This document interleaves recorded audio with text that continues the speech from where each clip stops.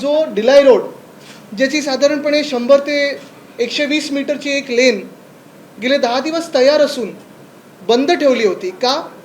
तर इकडच्या घटनाबाह्य खोके सरकारला उद्घाटन करायचा वेळ नाही आहे. ती लेन बंद ठेवण्यात आल्यानंतर आपण पाहत असाल गेले अनेक वर्ष त्या डिलाई रोडच्या आजूबाजूच्या राहणाऱ्या रहिवाशांना आणि आजूबाजूला काम करणाऱ्या लोकांना, रोज जे आमच्या वरळीत येऊन काम करत असतात, जे फ्लोटिंग पॉप्युलेशन, त्यांना अनेक वर्ष हा त्रास होता. पाठी लागून लागून आम्ही जेव्हा पहिली लेन तयार झाली तेव्हा हेच सांगितलं होतं की जर त्या दिवशी म्हणजे गणपती बाप्पाच्या पहिल्या दिवशी उद्घाटन केलं नाही तर आम्ही आमच्या गणपती बाप्पाची मिरवणूक नेऊच. आणि त्यावेळी एक पालकमंत्री धावत पळत आले आणि काहीतरी नारळ फोडून गेले. हे देखील तसंच होतं. काल जर आपण पाहिलं असेल तर परवा रात्री आम्ही जेव्हा गेलो तेव्हा तिथे काही बॅरिकेड होते, ते बरोबर आम्ही बाजूला रोल बाय केले कारण ते बॅरिकेडला टायर्स होते. ते बाजूला ढकलल्यानंतर आम्ही चालत गेलो पुढे, फोटो काढले आणि रस्ता खुला झाला हे आम्ही सांगितलं. पण हा रस्ता डिलाई रोडचा, ही दुसरी जी बाजू आहे ती साधारण 10-15 दिवसापासून तयार होती.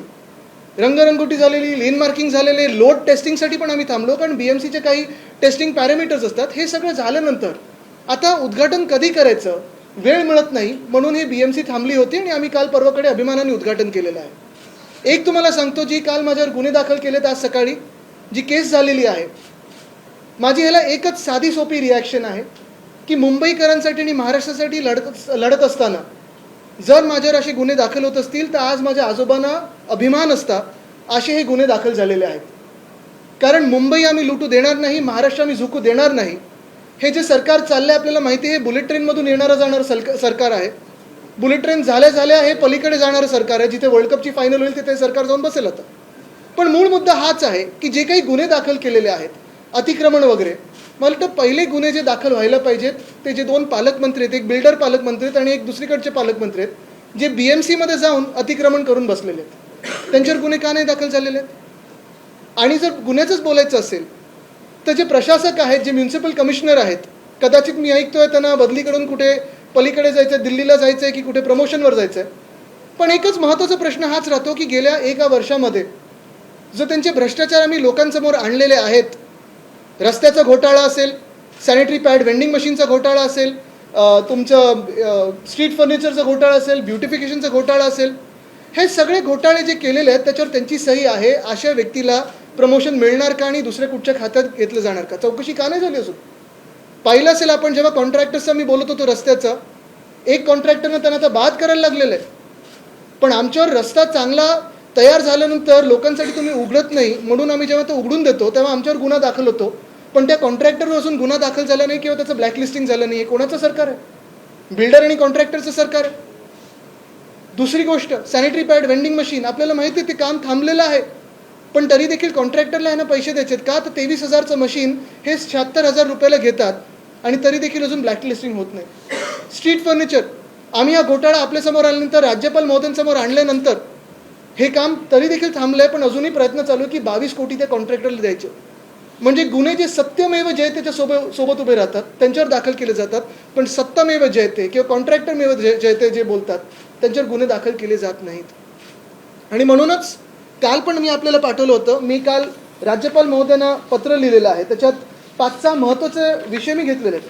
पण मला वाटतं त्या विषयांचा जो सार आहे तो एवढाच आहे की राज्यपाल महोदयांनी मुख्यमंत्री जे घटनाबाह्य आहेत, ज्यांचे आता थोडेच दिवस राहिलेले आहेत, 31 नंतर बाद होणार आहेत, त्यांना बोलून घ्यावं आणि थोडी समज द्यावी की राज्यात पण थोडं लक्ष द्यावं. नुसतं दरादरा फिरता, इतर राज्यांमध्ये तुम्ही प्रचार करायला जाता, घाणेरडं राजकारण व्यस्त असता, पण राज्यात थोडं लक्ष द्यावं. कारण 2-4 उदाहरणं तुमच्या समोर आणतो मी.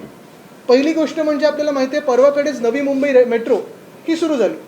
पण हे कधी सुरू झाली? पत्रकार परिषदेतून मी 2-3दा विषय घेतल्यानंतर आणि एक ट्विट झाल्यानंतर कुठेही गाजावाजा न करता त्यांनी सुरू केली. पण 5 महिन्यापासून ही मेट्रो तयार होती, टेस्टिंग झालं, सगळं होतं, पण थांबली का होती? कारण उद्घाटनाची वेळ मिळत नाही. तसंच दुसरं आपल्याला आठवत असेल, अशाच पत्रकार परिषदेतून आपण BMC आणि BSCचे जे कामगार आहेत, कर्मचारी आहेत, त्यांचा दिवाळीचा बोनस दिला गेला नव्हता म्हणून असा विषय घेतल्यानंतर लगेच तातडीने बैठक बोलवली आणि त्यांना तो बोनस द्यावा लागला.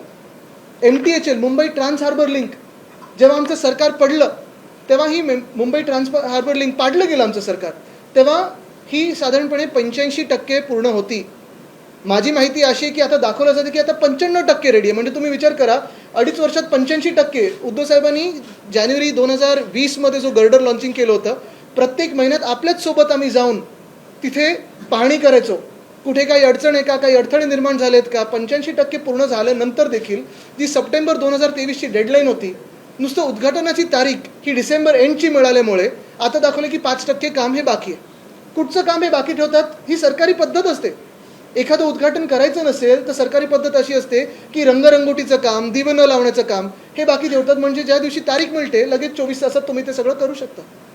मूळ मुद्दा हाच आहे की जसं मेट्रो नवी मुंबईची ही 5 महिने बंद ठेवली, उद्घाटनाची तारीख मिळाली नाही म्हणून. MTHL हे आता मला वाटतं डिसेंबरपर्यंत बंद ठेवतील आणि काम अपुरं दाखवतील का उद्घाटनाची तारीख लेट मिळाली म्हणून. जे सरकारी कर्मचारी त्यांचे दिवाळी बोनस काही ठिकाणी दिलेत, काही ठिकाणी नाही दिलेत. अजूनही अनेक खात्यातून मला मेसेज येत आहेत की आमचं दिवाळी बोनस मिळालं नाही आहे. मूळ मुद्दा हाच आहे की उद्घाटनं न करणं असेल, हे रस्ते असे बंद ठेवणं असेल. काही काही वेळा तर स्वतःच्या परिवारासाठी देखील अशी उदाहरणं आहेत, मुख्यमंत्र्यांच्या निकटवर्गीयांसाठी रस्ते बंद ठेवलेत का, तर सुरक्षेचं कारण दाखवून. हे कुठचं सरकार आहे? कोणाला न्याय मिळतो ह्याच्यात? कोणाची कामं होतात? तर फक्त आणि फक्त बिल्डर आणि कॉन्ट्रॅक्टरची कामं होतात. आणि म्हणून कालच मी राज्यपाल महोदयांना पत्र लिहून विनंती केलेली आहे की जे घटनाबाह्य मुख्यमंत्री त्यांचे आता 1-1.5 महिना राहिलेला आहे सरकारचा कार्यकाळचा, त्यांना बोलून समज द्यावी की जेवढे दिवस सरकार आहे तेवढे दिवस कामावर लक्ष द्यावं आणि काम करावं. मला वाटतं हे 2 महत्त्वाचे विषय आज आपल्यासमोर आणायचे होते मला.